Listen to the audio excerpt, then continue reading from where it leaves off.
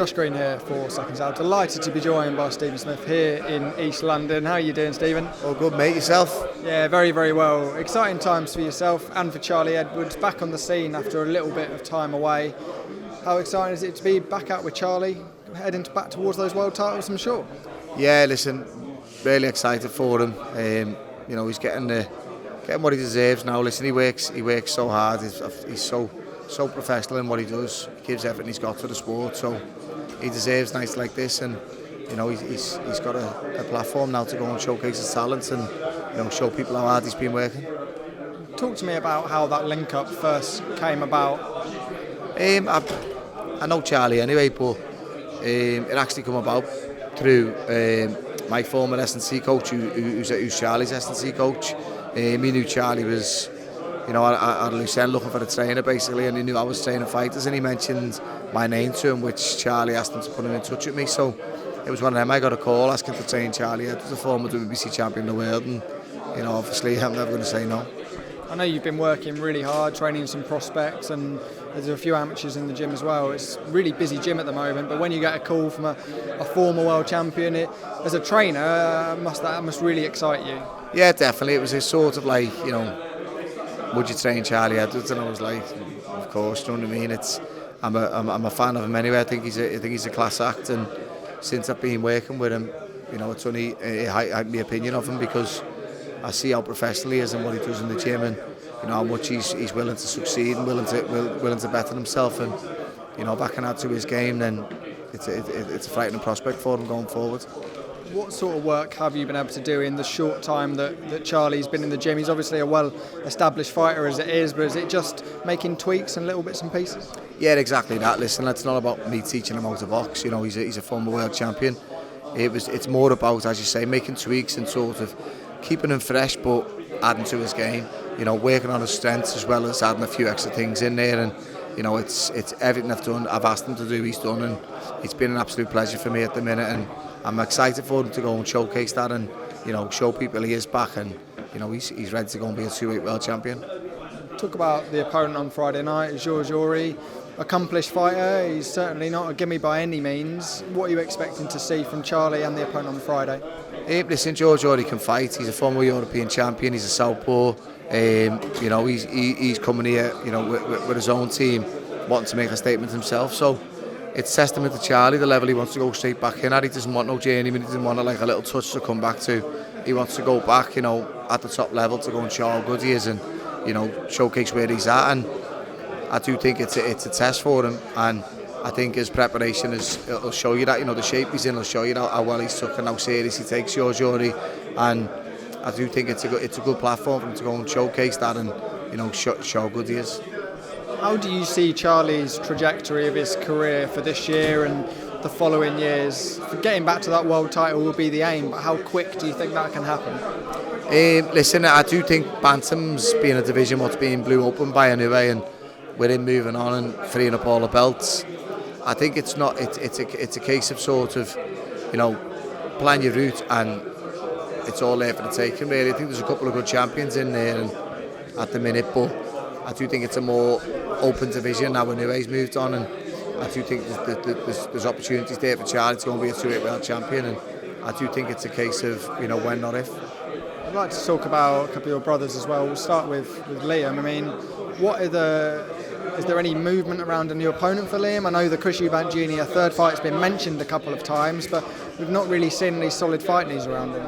No, I was talking to Liam a couple of days ago in the gym. He's back in now, and Liam's first and foremost is getting himself back to full health. He had a terrible back injury, and I don't think he should have fought the last fight, but everyone's seen it wasn't him in that ring, and he took a bad loss with it, but again, anyone could see it wasn't him, and he's just getting himself back to full health. But he was laughing himself, saying he's inundated with offers. He's getting offers left, right and centre. So hopefully people seen that fight and thought that's a job they can go and take, and they might get an easy night, because they'll be in for the shot, because a fully fit Liam Smith is more than a fight for anyone, mate. He's a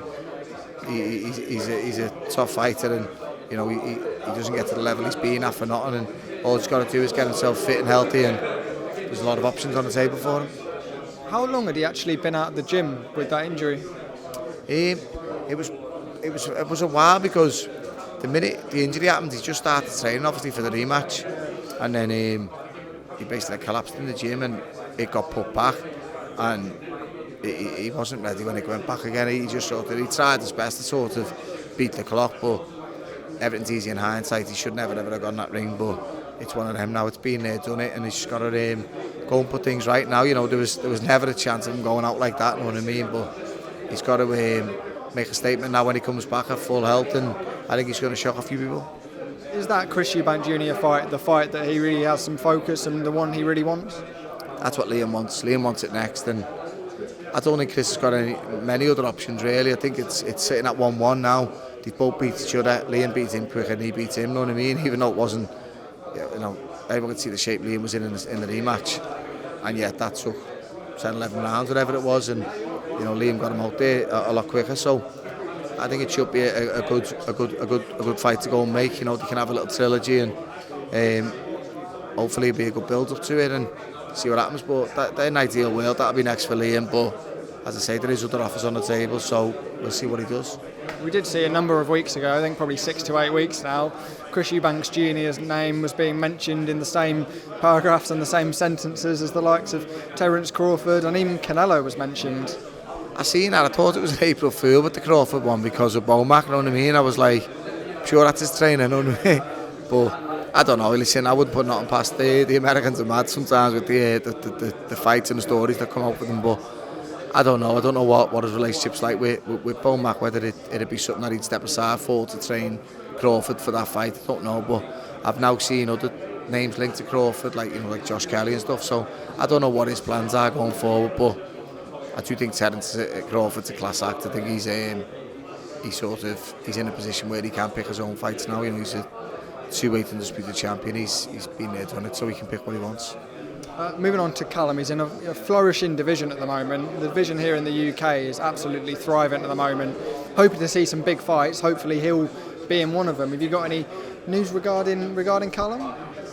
No, to be honest with you, I keep seeing stories that he's fighting in this 5v5 and all that, and he definitely isn't. He's getting married. Now he's getting married June the 1st. Actually, ironically, the day that to be having Bivol fighting and the 5v5's happening. So our family will all be at his wedding on that day. And after he's married and that's all happens, and we'll sort of probably have a better image of the division, and then Callum can probably make a plan of what's next. But at the minute, he's just concentrating on getting married, and then we'll see where the land lies after that. That division with the likes of Anthony Yarde, Joshua Buatsi, there's certainly options there for Callum Smith. What do you see as the best option, the number one in your opinion? Listen, he wants to be a 2-weight world champion. Whatever gets him to that, he'll do. But I don't think he's got much interest in all these like domestic fights now. I don't think he's that fussed. I think he wants to. If it was a case of sort of fight Yarde and the winner fights for the title, then he'd jump at it. I think if it's just sort of like have a domestic fight for money, I don't think he's that interested in it. He's done really well out the sport, and I think it's the ambition wouldn't really be there. I think it's more about becoming a 2-weight world champion for him. That's his goal and that's his aim, and I think if he gets that opportunity, he will. But you know, we'll all have to wait for June the 1st to happen and see what the land's looking like going forward, because if it's a good fight, close fight, competitive fight, then there'll be a rematch and that'll tie the division up again. So if that's the case, then I don't know what Callum's future will hold, but we'll have to, as I say, we'll all be interested June the 1st. He'll get married and then we'll sit and watch the fight and see what happens. Final couple of things for you. We saw yesterday flash press conference announced with Tyson Fury in the interim heading towards his matchup with Alexander Usyk. I know a lot of people online were saying, could it be postponed again? Could there be another roadblock in the way? Thankfully not. What was your reaction to seeing that? Were you scared at all? Yeah, I don't know. Listen, I'm the same as everyone else. I'll believe it when I see them in the ring, you know what I mean? But as far as like, you know, the fight goes, I think I make Fury a favourite. A lot of people are picking Usyk at the minute, but I just think Fury with the reach and, you know, his mobility and stuff, I think the better big man will beat the better little man, and I think Fury wins. Stephen, absolute pleasure. Really appreciate your time. Always, mate. Thank you. Thanks. Good man.